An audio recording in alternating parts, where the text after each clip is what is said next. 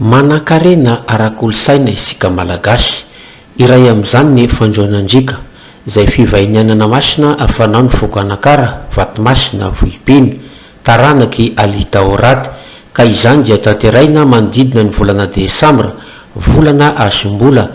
Natomboka tamin'ny fakana ny rano tao Ambato ny fotoana ka ireo anakavemindreny no nitondra ny lagnana fitaovana nampiasaina izay navela ny razambe nentina teo apatraka an-dalana izany avy eo milony hidiovana eny Andrika.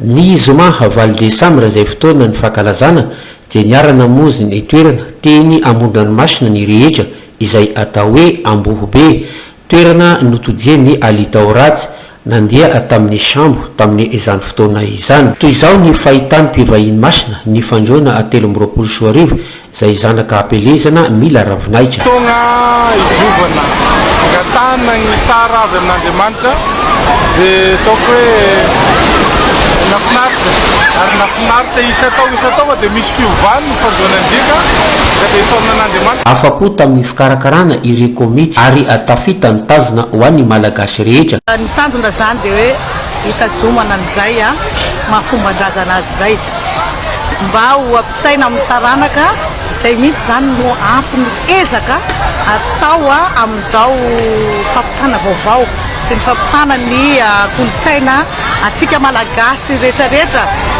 Izy ity zany tsy vitany hoe kolotsaina ihany fa hoentina koa ampahafantarana ny vokatra, ampahafantarana n'izao zava-maniry be dehibe zao, ampahafantarana ny zava-misy aty amin'ity faritra aty. Maro ireo vahiny avy lavitra tonga taty Vohipeny noho ny fahasapan'izy ireo ny mahazava-dehibe ity esika ara-kolosaina iray ity. Nisy hatrany ny fangalana ny ranony mahazo mora izay nentina namaranana ny fotoana.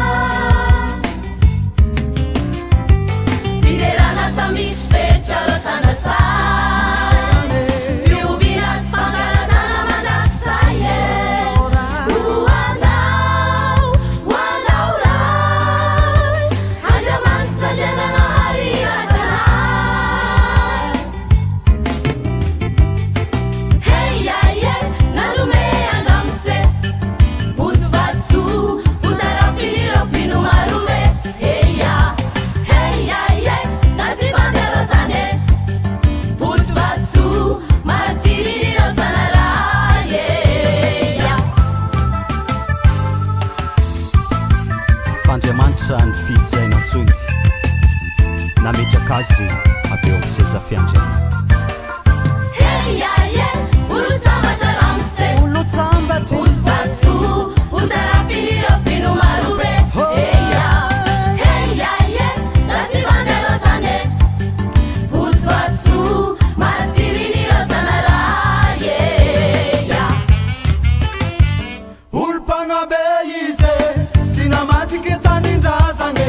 You cannot